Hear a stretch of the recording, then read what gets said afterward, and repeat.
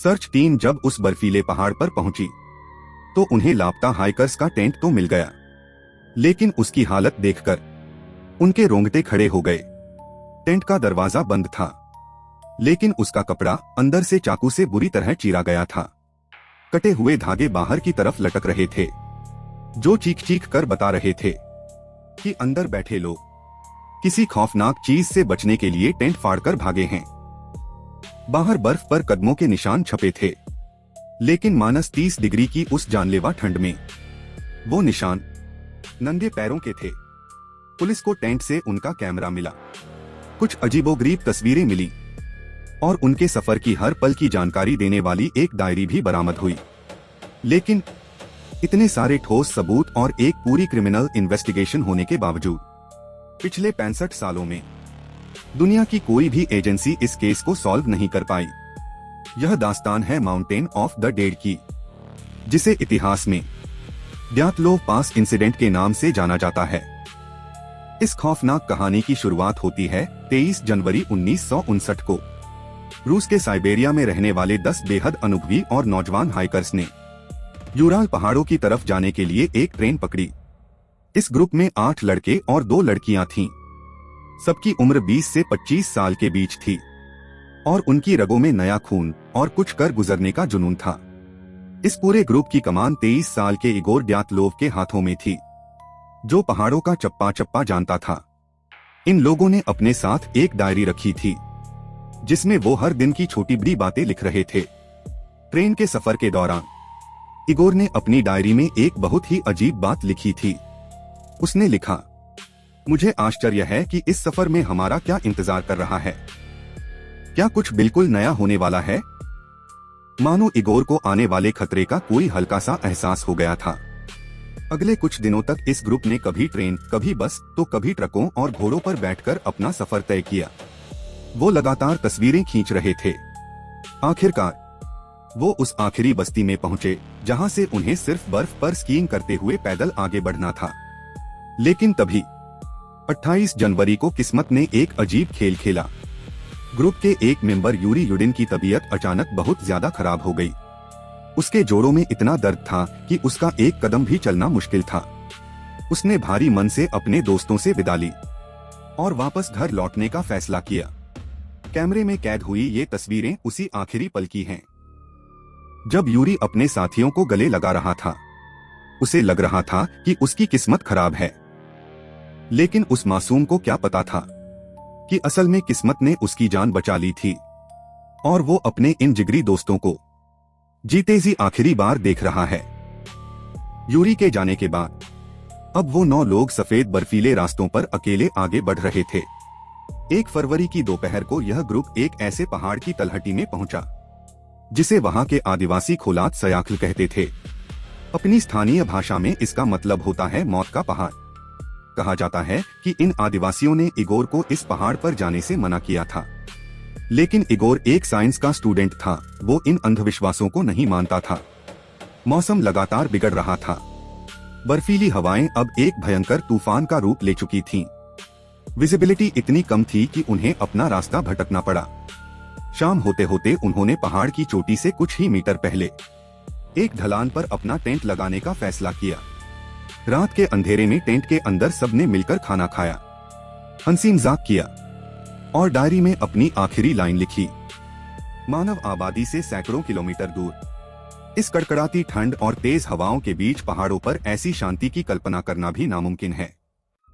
Diary की इस आखिरी लाइन तक सब कुछ बिल्कुल सामान्य था, लेकिन इस शांत रात के बाद अचानक ऐसा क्या हुआ जिसने पूरी कहानी को हमेशा के लिए एक डरावना राज बना दिया।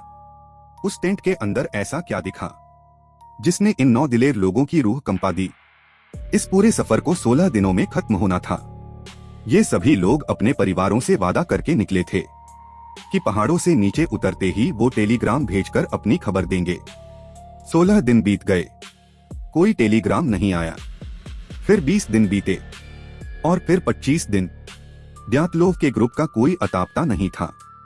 आखिरकार सेना, पुलिस और स्थानीय लोगों को मिलाकर एक बहुत बड़ी सर्च टीम पहाड़ों पर भेजी गई और फिर 26 फरवरी को पहाड़ की उसी ढलान पर सर्च टीम को एक टेंट दिखाई दिया। जब रेस्क्यू टीम टेंट के पास पहुंची तो वहां की खामोशी चीख चीख कर बता रही थी कि यहाँ कोई बहुत भयानक दुर्घटना हुई है। जब पुलिस ने अंदर झांका तो उनके होश उड़ गए। अंदर कोई नहीं था। हाइकर्स का सारा सामान, उनके भारी जूते, पैसे, डायरी और यहाँ तक कि उनका कटा हुआ खाना बिल्कुल वैसे ही रखा था। और सबसे चौंकाने वाली बात, टेंट का दरवाजा खोलने के बजाय उसे अंदर से चाकू से चीरकर खोला गया था। आप खुद सोचिए, बाहर -30 डिग्री की मौत बांटती ठंड है और आप बिना जूते पहने टेंट फाड़कर भाग रहे हैं। इसका सिर्फ एक ही मतलब था, टेंट के अंदर जो भी था उसका खौफ बाहर की उस जानलेवा ठंड से कहीं ज्यादा था। टेंट के बाहर जांच टीम को बर्फ पर इंसानी पैरों के निशान मिले। इनमें से कुछ पैरों में सिर्फ मोजे थे, कुछ नंगे पैर थे और सिर्फ एक के पैर में जूता था।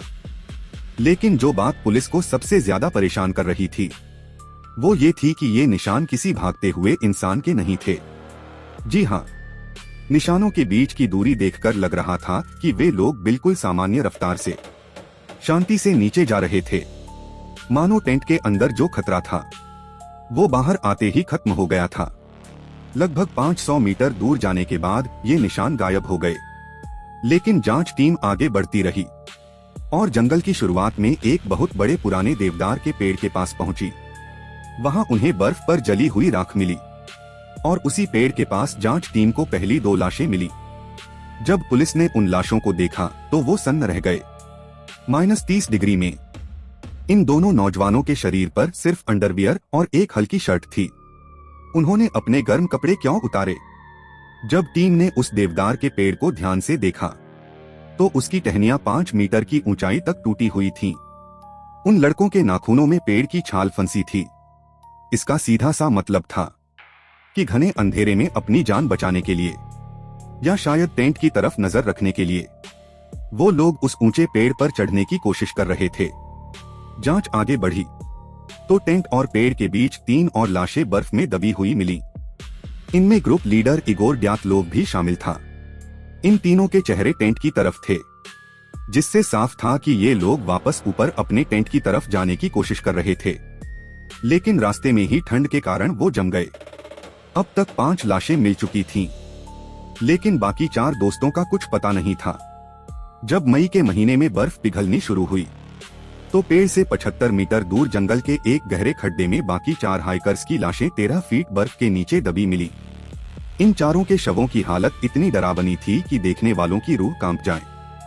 इनमें से 3 लोगों को ऐसी भयानक अंदरूनी चोटें आई थीं, जो किसी इंसान या जानवर के मारने से नहीं आ सकती थीं। एक का सिर बुरी तरह से कुचला हुआ था और 2 लोगों की छाती की पसलियां अंदर की तरफ पूरी तरह चकनाचूर हो चुकी थीं, मानो किसी तेज रफ्तार ट्रक ने उन्हें टक्कर मारी हो। लेकिन रहस्य की बात ये थी कि शरीर के बाहर खरोंच का एक भी निशान नहीं था। बाहर से शरीर बिल्कुल ठीक, लेकिन अंदर की हड्डियां चूर-चूर। इतना ही नहीं, इनमें से 2 लोगों की आंखें उनकी खोपड़ी से गायब थीं और एक लड़की की जीभ जड़ से कटी हुई थी। और इस मिस्ट्री का सबसे बड़ा ट्विस्ट तब आया जब पुलिस ने लैब टेस्ट करवाया। उन चारों के कपड़ों पर भारी मात्रा में रेडियोएक्टिव एलिमेंट्स पाए गए। पुलिस ने पहले मर्डर का केस दर्ज किया, लेकिन कुछ ही दिनों बाद सोवियत सरकार के दबाव में इस केस को रातों रात हमेशा के लिए बंद कर दिया गया। फाइल पर लिख दिया गया, इन लोगों की मौत किसी अज्ञात प्राकृतिक ताकत के कारण हुई है। इस रहस्यमयी केस के बंद होने के बाद दुनिया भर में कई तरह की थ्योरीज बनने लगी। कपड़ों पर रेडिएशन मिलने के कारण लोगों को यकीन हो गया कि यह सोवियत संघ का कोई top secret nuclear missile test था। कुछ वैज्ञानिकों ने कहा कि वहां बर्फीला तूफान आया होगा, लेकिन अगर तूफान आता तो उनका टेंट मलबे में दब जाता। तभी उनके कैमरे से डेवलप हुई एक आखिरी धुंधली तस्वीर लीक हो गई। इस तस्वीर में अंधेरे आसमान में एक चमकता हुआ अजीब गोला दिख रहा था। इसे देखकर पूरी दुनिया में खबर फैल गई कि उस रात वहां कोई यूएफओ या एलियन आया था। तो फिर उस रात मौत के पहाड़ पर असल में क्या हुआ था? विज्ञान और एक्सपर्ट्स की रिसर्च को अगर हम अंधविश्वास से अलग करके देखें तो इसके पीछे की वजह कोई भूत या एलियन नहीं, बल्कि एक छोटी सी मानवीय चूक थी। तस्वीरों से पता चलता है कि उन्होंने टेंट में खुद का बनाया हुआ एक छोटा लोहे का चूल्हा रखा था। उस रात जब उन्होंने चूल्हे का धुआं निकालने वाला पाइप हटाया तो शायद चूल्हे के अंदर कुछ सुलगता हुआ कोयला रह गया। रात में जब सब गहरी नींद में सो रहे थे, टेंट के अंदर कार्बन मोनोऑक्साइड जैसी जानलेवा और बिना महक वाली जहरीली गैस भरने लगी। उनका दम घुटने लगा, दिमाग ऑक्सीजन की कमी से सुन्न हो रहा था। जब उनकी आंख खुली तो उन्हें कुछ समझ नहीं आया। इसी खौफ और घबराहट में उन्होंने तुरंत चाकू से टेंट को अंदर से काटा और ताजी हवा के लिए बाहर कूद पड़े। उनके मुंह से खून आना और शरीर पर हल्के जलने के निशान इस थ्योरी को बिल्कुल सच साबित करते हैं। बाहर निकलने के बाद वो जंगल की तरफ गए, लेकिन जो 4 दोस्त लकड़ियां ढूंढने के लिए अंधेरे में थोड़ा आगे निकल गए। बर्फीले तूफान के कारण उन्हें ढलान का अंदाजा नहीं रहा और वो सीधे एक गहरी बर्फीली खाई में जा गिरे। इसी भयंकर टक्कर के कारण बाहर चोट लगे बिना उनकी पसलियां और सिर की हड्डियां अंदर ही अंदर टूट गईं।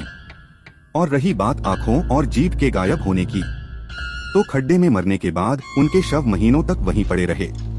शायद जंगली जानवरों या कीड़ों ने उनके नर्म अंगों को खा लिया होगा। और रेडिएशन, असल में इस ग्रुप के 2 लड़के पहले से ही रूस के सीक्रेट न्यूक्लियर प्लांट्स में काम करते थे, इसलिए उनके कपड़ों पर वो कण पहले से मौजूद थे। प्रकृति के एक भयानक रूप, घने अंधेरे और सिर्फ एक छोटी सी गलती ने उन 9 होनहार नौजवानों की जान ले ली। इस पूरे ग्रुप में से सिर्फ यूरी अकेले जीवित बचे थे, जिन्हें अपनी खराब किस्मत से शिकायत थी, लेकिन उसी खराब किस्मत ने उन्हें जीवनदान दे दिया। द्यातलोव पास का यह रहस्य विज्ञान की नजरों में शायद सुलझ गया हो, लेकिन उन बर्फीली वादियों में आज भी एक ऐसा सन्नाटा है जो वहां जाने वालों को खौफ से भर देता है।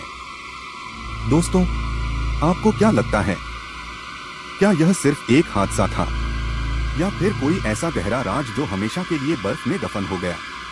अपनी थ्योरी मुझे कमेंट्स में जरूर बताएं।